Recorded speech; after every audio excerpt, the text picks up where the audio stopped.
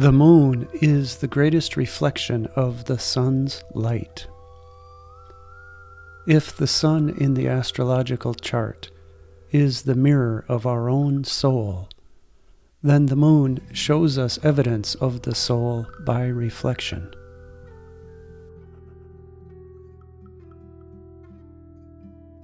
The moon shows the evidence of our deepest self.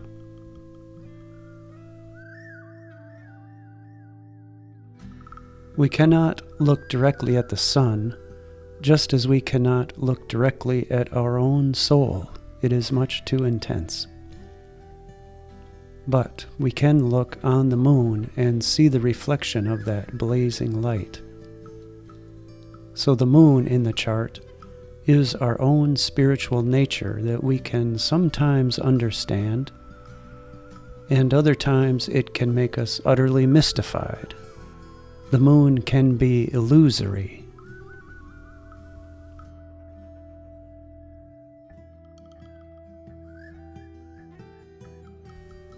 The moon reminds us that the sun is shining even when we can't see it. It is our literal night light, the warmth and comfort in a world of darkness.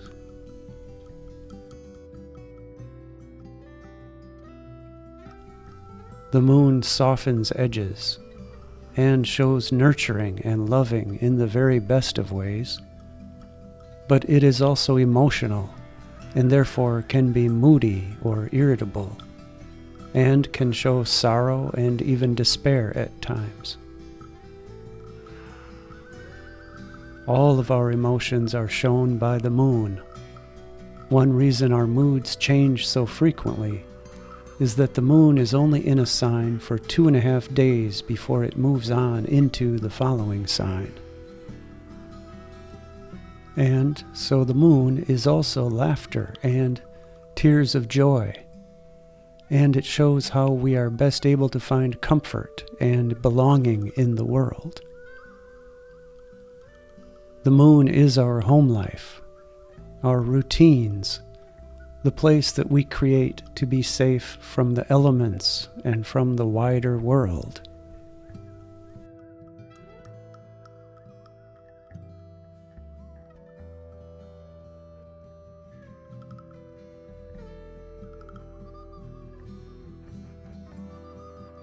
And of course, the moon is the mother. Mothers, midwives, and doulas, nurses and therapists, meditation teachers, kindergarten teachers, and the true providers of health.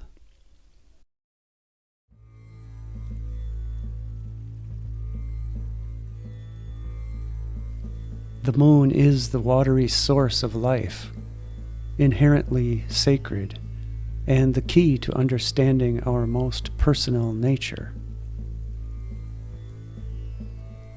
In a day birth, many astrologers use Venus as the mother, and in a nighttime birth, the moon is the mother.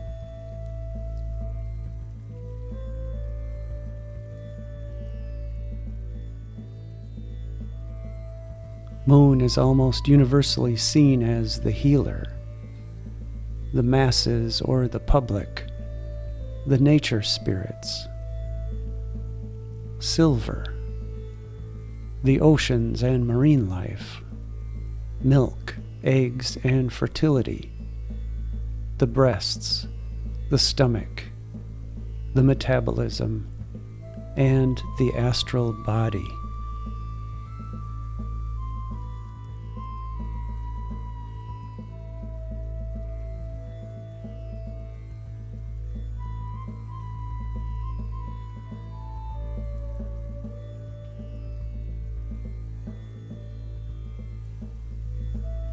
The moon in the chart shows the quality of our earliest years and what life was like when we were swaddled and making our first movements in our life outside the womb. The sign the moon is in, therefore, shows the style of that early time period, and the moon's aspects and its ruler reveal the details. All of the rhythm, the flow, the ritual, and the security of life is shown by the moon.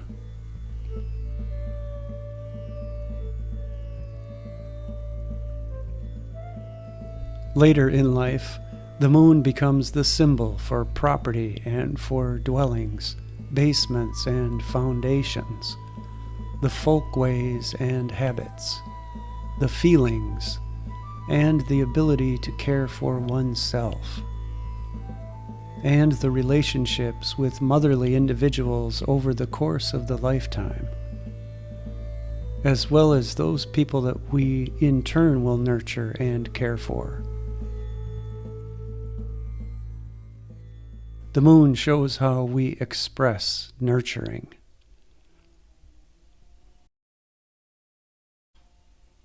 Moon is also the deepest part of the human mind, the realms of mystery, the memories and the dreams, and events that are draped in symbolism, the puzzling language used by the psyche. And as the moon is all of these things, it probably is the most complex planetary body in the study of astrology, along with Saturn.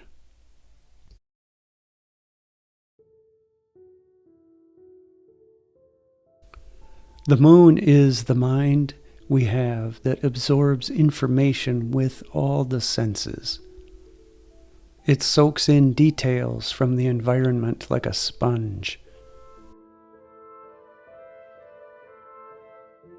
It acts at the level of instinctive awareness. Without realizing it, the moon keeps track of everything, notes our every kind of stimuli and experience, and remembers all of it, not unlike our mother watching over everything that we encounter as an infant. This information is sometimes called the unconscious mind. And we sort and filter all of this vast information with the aid of our waking consciousness, which in the chart is the planet Mercury. Mercury shows how we intellectually use our mind, how we are able to use all that info that the moon gives us. If moon is the mind, Mercury is the brain.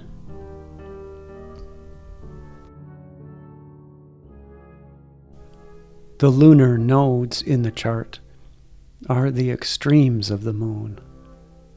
The drive and intense purpose of the north node, as well as the craziness and the letting go of boundaries of the south node.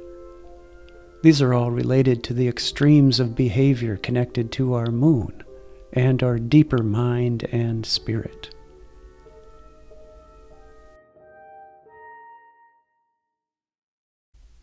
Some have speculated that the moon is actually older than the Earth, and that it was only when the moon arrived near our Earth that the oceans began to calm and the tides were clearly established with regularity and with flow.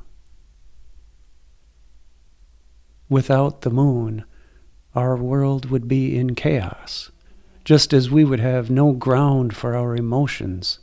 We would be reckless, with no ability to rest, no place to recharge our emotional batteries. We would be in a fairly constant state of fight, flight, or freeze.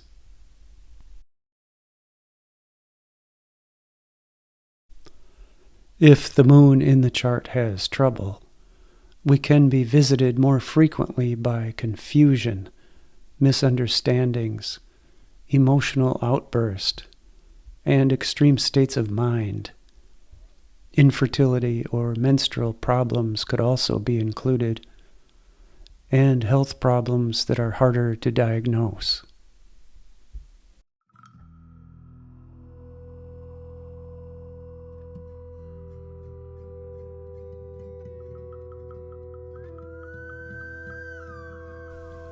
The good news is that the moon is the main indicator of contentment, and thus a key to happiness. We can forge this happiness by doing the work of listening to that innermost part of our being.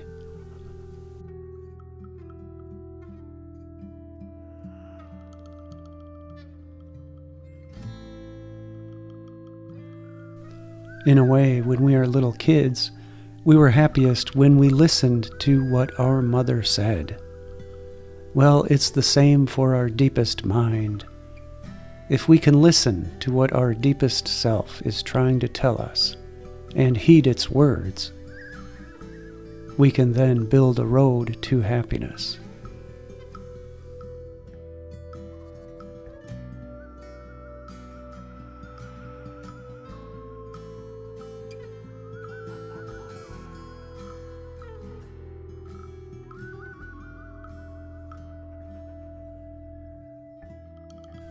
In India, the name for the moon is Chandra. This is also the name for the eye that we find in the peacock's feather. Lord Krishna himself is said to have come from the moon, and he is famous as the one who helps us with maintaining our senses and how we perceive the world around us. The moon is, after all, the mind of our senses.